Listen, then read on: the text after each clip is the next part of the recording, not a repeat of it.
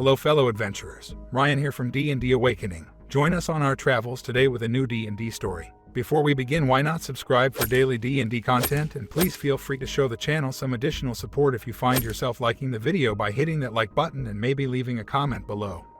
The engagement really helps us to reach more people and grow our community. Thank you for your support. Cleric player refuses to accept any form of non-standard fantasy elements existing in the game, demands to have my Warforged fighter kicked out. D&D 5e. I have played D&D and other TTRPGs a good bit, mostly as the DM, but this is from the often rare times I get to play as an adventurer. Names have been altered. Our characters consist of Ed, our DM, Mandy, Ed's GF, and an elven wizard named Lynn. Name might be wrong cause bad memory. Joe, friend of Ed and mine, playing a halfling bard named Slash. Yes, the Slash. Gabriel, our player in question, playing a human cleric named Theogard. Me, playing a Warforged fighter named G15-0, or Jizo as he was called. Homebrew setting. The plot was very cool but doesn't really matter to this story. A little backstory is important to understand what happens next, both in the game's universe and in real life. Gabriel was Ed's and Joe's friend and he invited him to our table. They seemed to be good friends and I was happy we'd have another player with us. He seemed a bit awkward and shy. It was cute at first, but then it began to be a pretty big red flag the more the sessions went on, and it was shown that he was just pretty unlikable and downright controlling. He would be telling Ed what to do instead of just letting Ed do his thing, and then proceed to sigh very condescendingly every time Ed chooses to not listen to him. Alright, let's now go to an important aspect, Jizo. Jizo was a Warforged who deserted from his military grounds after developing free will. He adopted a human identity and used a mask to disguise his face, as he was wanted by the kingdom that built him. I also made him pretend to be deformed and a mute after time as a soldier, and he would speak through writing in a paper and passing it to the players. It was a pretty fun gimmick and helped hide his identity during a battle against one of the BBEG's generals. About 8 sessions into the game, a giant, heavily armored minotaur with a magical prosthetic hoof. 1 or 3 turns away from killing him. The minotaur grabbed Jizo, and I rolled a natural 1 on a save.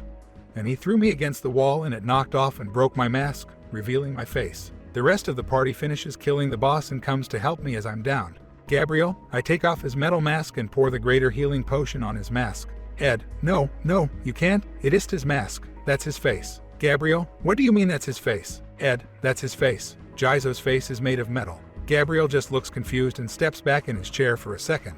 He stays quiet for a second. Ed makes Mandy roll a history check on me. She succeeds and then he explains what a Warforged is. As everyone seems pretty excited, Gabriel just looks confused. And that look of confusion doesn't take long to turn into somewhat anger. And I don't think it will be any time where I will forget the shit that came out of that guy's mouth. Gabriel, Ed, can I talk to you for a second? In private. Gabriel and Ed leave the room and go talk in the kitchen. Joe sighs deeply and both Mandy's and Joe's expression of excitement fades. I ask what's wrong. Joe, Gabe is being Gabe again? I don't know why now. Apparently this wasn't the first time that Gabriel disliked another player's choice and complained to the DM. The two come back after about 10 minutes and Gabriel looks furious.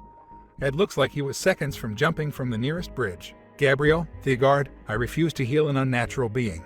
For the next hour or so Gabriel is mostly silent and just stares me and Ed from time to time with this livid look on his face. Jizo gets helped by Lynn and Slash and we continue the rest of the adventure and loot some stuff. Gabriel in particularly jumped to grab the greatsword the Minotaur had dropped and cock-blocked me from getting any loot. 1 or 2 days after this session Gabriel texts me. I must note that he did not have my number, neither I had his. He was demanding me to retire Jizo and roll up a new character under the excuse that Warforged were just robots and that was breaking the fantasy setting and the game's rules. Obviously I refused and that son of a bitch had the audacity to threaten to kick me out of the game if I didn't do so.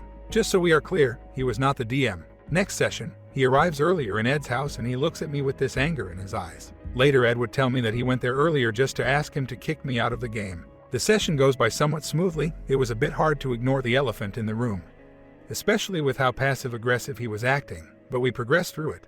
Up until a certain point in the story. Jizo, Lynn, Theogard and Slash all go to the tavern and Slash puts on a show to entertain the folk while we talk to our employer who contracted us to kill the Minotaur and get our payment. The thing is, NPC was part of the kingdom that built my character. And when it was revealed that I was a Warforged, I told them my actual backstory, and the same crest that the NPC used was the same crest of the kingdom. And let's say that when Gabriel put 2 and 2 together things went south really quickly. Gabriel had explicitly told the NPC that I was a Warforged. More specifically, the wanted Warforged. Ed was pretty much forced to follow up with what Gabriel was doing and I don't blame him. He amassed me in front of the NPC and blew my cover. All of the town's guards converged onto me and Lynn while we were trying to escape, and fortunately, we were caught. Gabriel very smugly, well, I guess now that they killed you, you are going to have to roll a new character. Hopefully you pick one that fits the game you are playing. Ed, my lord and savior. Sweet, sweet Ed. Oh, actually, Jizo, you were not killed. They shut your motion down, but you are still alive and you are now being carried to a prison alongside Lynn. I wish I was able to have a picture of Gabriel's face in that moment. He looked like he was about to pull a knife and stab me and Ed in the spot. Gabriel, are you fucking kidding me? Are you going to let that fucking bullshit run around as a robot? We were supposed to play real D&D. No fucking sci-fi crap? Everyone tries to keep their cool and Ed grabs Gabriel into another room and we only hear some muffled shouts of bullshit. And fuck you. Coming from the kitchen. Joe loses his shit at some point and begins to laugh hysterically at the situation while Mandy just seems concerned. After this session, Ed announced that Gabriel would not be joining us again and that, if we wanted to, he would recount the events of the guards taking us to the prison and he'd write that after completing the mission the guard got his payment and left the group. Unfortunately, that wouldn't be the last time we heard from him, but that's a story for another day. We had to stop the campaign due to in real life stuff and sadly we never got back to it. And I don't think we ever will. In hindsight, I think I should have seen that coming. He was kind of a dick once he started to get along with the rest of the group, even being creepy sometimes to Mandy and some NPCs. Gabriel was also very much a control freak and would act a little similar to this whenever he got nerfed by the DM or when Ed told him that he couldn't do something. TLDR, Cleric player refuses to play in a game with a Warforged because it's not true fantasy. Demands me to either roll a new character or kick me out. Throws a tantrum when he fails to get me killed and is removed from the game afterwards.